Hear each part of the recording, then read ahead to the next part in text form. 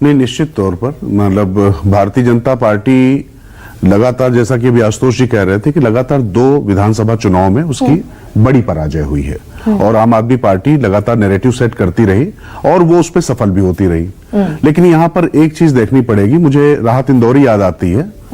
लू भी चलती थी तो वादे शबा कहते थे, पैर पसारे अंधेरों को दिया कहते थे, उनका अंजाम तुझे याद नहीं है शायद, और भी लोग थे जो खुद को खुदा कहते थे। जनता जनार्दन जो कही जाती है वो वाकई जनार्दन होती है। और यहां एक बात ध्यान रखनी पड़ेगी, 11 साल का जो एंटी इनकम्बेंसी का मामला है, उसके साथ में दूसरा जो सबसे महत्वपूर्ण पहलू है अरविंद केजरीवाल के साथ में, उनकी एक छवि, एक उनकी मूर्ति बनी हुई थी। वो मूर्ति भंजन करके राजनीति में अपना रंजन करते चले आ रहे थे। आज उनकी मूर्ति टूट चुकी है। नहीं, ये लेकिन बार बार जो राजकिशोर जी बार बार 11 साल की एंटी इनकम्बेंसी की बात होती है। भाई ओडिशा में कितने साल सरकार चलाई नवीन पटनायक ने, 5 बार से भी ज्यादा सरकार चलाई, और तो 11 साल की एंटी इनकम्बेंसी का इतना बड़ा मुद्दा है। जब झुग्गी वालों को देश के गृह मंत्री वादा करते दिखेंगे तो सवाल ये पलटकर पूछा जाएगा, भाई 2022 तक देना था, बढ़ाकर 2024 के आखिर तक ले गए उसको, हर घर हर परिवार को मकान, 25 शुरू हो गया। नहीं, अब चूंकि आपने नवीन पटनायक का जो आपने नाम लिया, तो नवीन पटनायक ने वहां पर क्या किया, जिस तरीके से जल हर घर वहां पहुंचा, जो जल क्रांति उन्होंने चुपचाप की, तो कुछ काम उन्होंने किए, उन्होंने डिलीवर भी किया था। इसके साथ में अगर आप देखेंगे तो नवीन पटनायक ने शीश महल नहीं बनवाया था। वो अगर घड़े से पानी पीते थे तो पीते ही रहे अंत तक। उनकी जो सादगी थी, वो सादगी की प्रतिमूर्ति बने रहे तो बने रहे। नहीं तो भ्रष्टाचार पर तो राजकिशोर तिवारी आप भी जानते हैं, भ्रष्टाचार पर तो चुनाव लड़ा नहीं जाता इस देश में। नहीं, भ्रष्टाचार पर चुनाव अगर न लड़ा जाता तो 2014 में अरविंद केजरीवाल ना आए होते, 15 में ना आए होते। मैं फिर कहता हूं कि जो राम मनोहर लोहिया कहते थे ना, क्रांति जिनके कंधों पर आती है उनको अपना शिकार सबसे पहले बनाती है। यहां पर आपने किस तरीके की छवि बनाई गरिमा जी, ये सबसे महत्वपूर्ण है। ये शायद बात अजीत पवार के लिए लागू नहीं होगी, ये बात कांग्रेस के किसी और नेता के लिए लागू नहीं होगी उस तरीके से।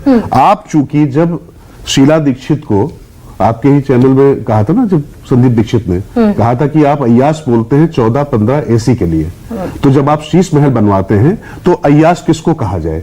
एक वर्ग तो ऐसा था ना, 10% वोट मान लीजिए कि जो उनके पास झुग्गी झोपड़ी वाला जो लाभार्थी वर्ग है, 10% आप मान लीजिए कि जो विकास के साथ में एक नई राजनीति के नाम पे उनके साथ में आया था।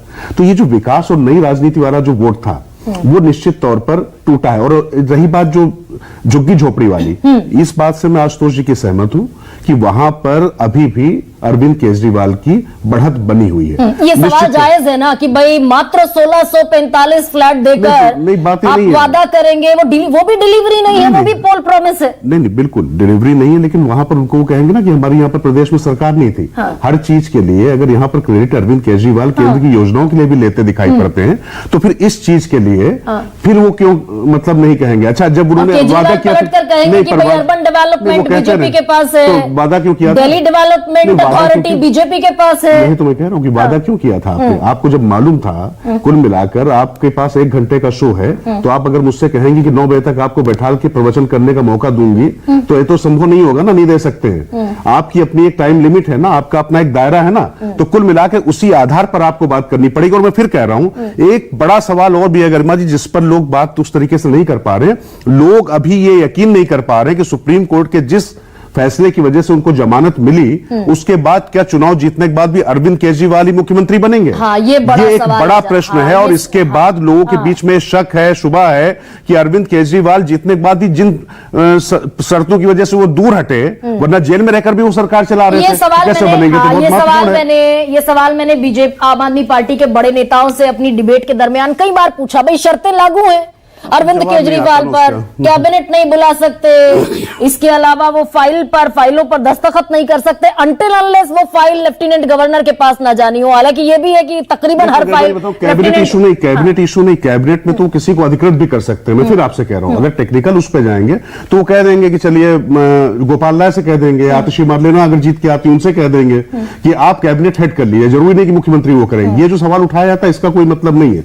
लेकिन देखिए, यहां पर अरविंद केजरीवाल से शुरू, अरविंद केजरीवाल के नाम पर खत्म। आतिशी मार लेना मुख्यमंत्री हैं। अब मैंने पहली बार नाम लिया आतिशी मार लेना कि इस डिबेट में आधी डिबेट खत्म हो चुकी है। आप समझ लीजिए इस पूरे नैरेटिव में अरविंद केजरीवाल ही सब तरफ है। तो जो मुख्यमंत्री बनना ही नहीं है उसके लिए वोट करने अगर जो जाना भी चाहते हैं तो आखिर वो कहां जाएंगे, क्योंकि लोगों को ये तो पता चल रहा है जाना ना, चाहते ऑफिस हैं CAG और तमाम चीजें। तो यहां पर चेहरे पर सवाल आता है जब विनोद जी, तो चेहरे के सवाल में क्या ये भी पलटकर भाई अरविंद केजरीवाल का चेहरा अगर फटीग है वोटर के भीतर, भाई हो गया बहुत 11 साल हो गया, अब नए चेहरों को मौका दो, तो ये सवाल भी है फिर किस पर दांव लगाया जाए?